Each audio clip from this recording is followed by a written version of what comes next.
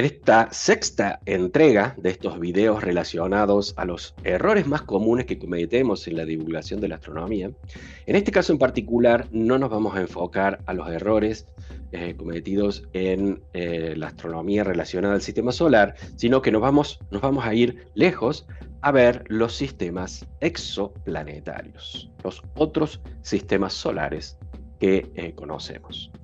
Soy René Dufar, trabajo en el Instituto de Astrofísica de Andalucía, soy astrónomo y les voy a comentar en este caso los errores en la divulgación relacionados a los exoplanetas. Vamos allá. Vamos a hablar entonces de los exoplanetas. En la actualidad, inicios de 2023, tenemos conocimiento de unos 5.000 exoplanetas conocidos y confirmados. Cuando hablamos de exoplanetas, vamos a hablar, y serían los términos correctos, y esos son los términos que vamos a escuchar, planetas tipo gigantes, tipo Júpiter. Esos son los parecidos a Júpiter y Saturno por el tamaño que tienen y por la composición que tienen.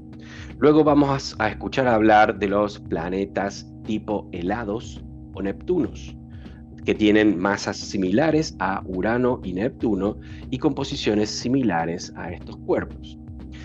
Luego, siguiente en la escala serían las tierras, o más bien las supertierras, que serían objetos con silicatos rocosos, pero que tienen del orden a 4 o 5 veces la masa de la Tierra. Esas serían las supertierras. Y ya en la actualidad se están empezando a descubrir planetas tipo Tierra a distancias más o menos adecuadas. Entonces tenemos actualmente esas 4 categorías: gigantes Júpiter, helados Neptuno, supertierras y tierras. En este gráfico podemos ver la distribución de planetas actualizado más o menos en el año 2020, donde en el eje vertical tenemos la masa y en el eje horizontal tenemos el periodo de rotación de ese planeta alrededor de la estrella. Por lo tanto, como referencia, una masa igual a 1, porque vamos a tener los planetas relacionados a la masa de Júpiter.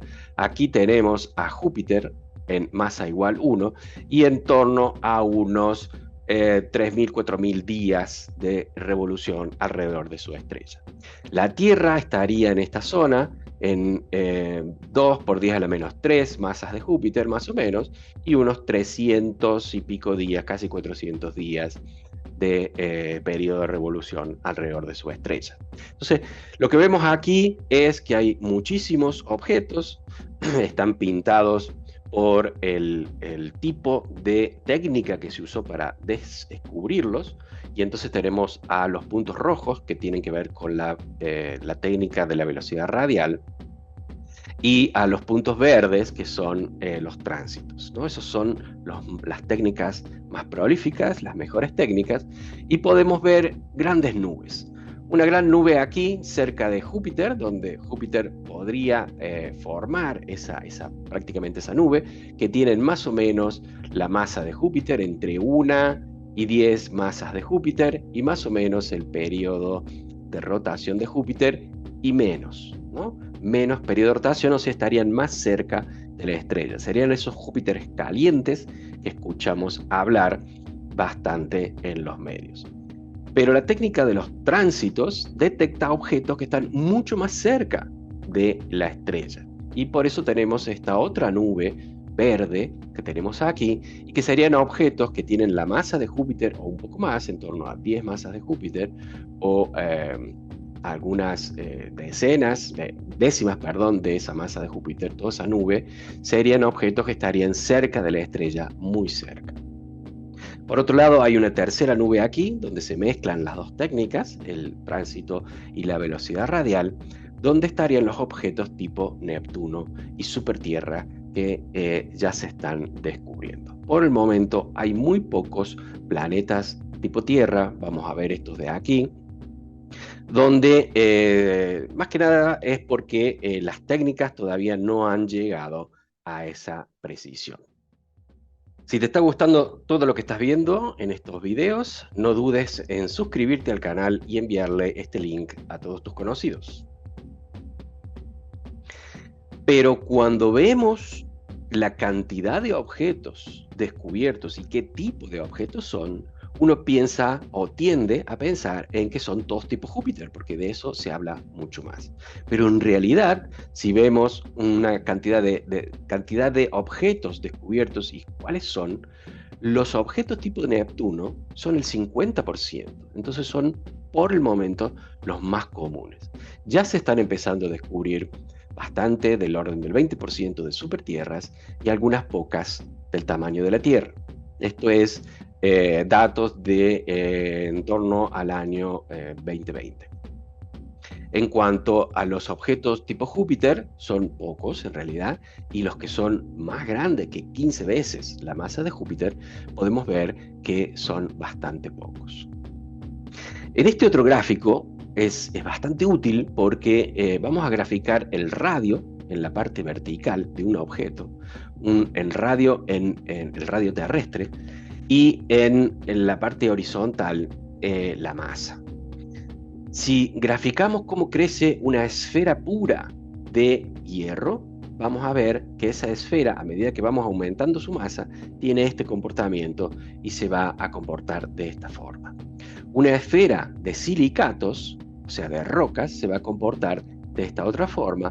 Una esfera de agua, 100% agua, se va a comportar de esta forma. Cuando tenemos estas curvas, podemos colocar en este gráfico el radio y la masa de los planetas conocidos, y eso nos da una pista muy buena de cuáles las características que tienen esos planetas. Aquí tenemos a la Tierra, a Venus, y por aquí tenemos a Neptuno, a Saturno y a Júpiter. Por lo tanto, esta es una técnica muy buena para determinar cuál es la composición que tiene esos planetas tipo Júpiter, tipo Saturno, tipo Urano o Neptuno, o tipo Venus o la Tierra. De esta forma se conocen la composición de estos objetos y podemos determinar el gráfico que tenemos aquí a la izquierda. Pero una parte crítica que tenemos en los temas relacionados a los sistemas solares exoplanetarios es la zona de habitabilidad. Eso es bastante crítico, se define como la zona en que el agua puede estar en estado líquido en la superficie de estos objetos. También esa zona, y ahí se empieza a complicar, tiene que ver con las propiedades de la estrella, o sea, con la temperatura que tiene esa estrella en la superficie, con los campos magnéticos que tiene esa estrella. Entonces, la zona de habitabilidad, que es esta franja celeste que tengo aquí graficada, está bastante más lejos para una estrella tipo el Sol, y está más o menos a una unidad astronómica de la Tierra, y en el límite Marte estaría dentro de esa zona de habitabilidad, pero para una estrella más pequeñita, más roja, como esta de aquí, Gliese 581, la zona de habitabilidad está mucho más cerca de la estrella. Y lo que se está viendo es que para estos sistemas planetarios, los planetas están como a escala, como más pequeñitos y están más cerca de la estrella. Y habría varios planetas situados en esa zona de habitabilidad. Como lo mencioné antes, depende mucho de la estrella, del tipo de estrella, de la distancia del planeta a la estrella, de si la estrella tiene campos magnéticos, si el planeta tiene campos magnéticos y muchos otros factores.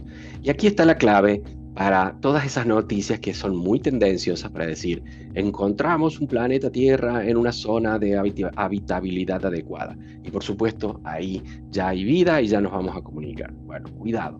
Hay que tener cuidado con este tipo de cosas porque no necesariamente puede haber planetas en esa zona de habitabilidad y de ahí a que haya vida, eso es otra historia bastante más amplia.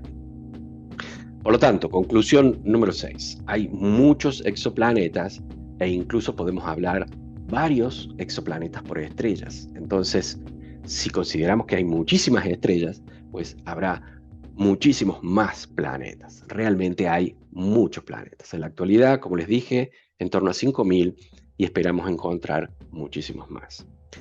La mayoría son gigantes Júpiter o gigantes tipo Neptuno.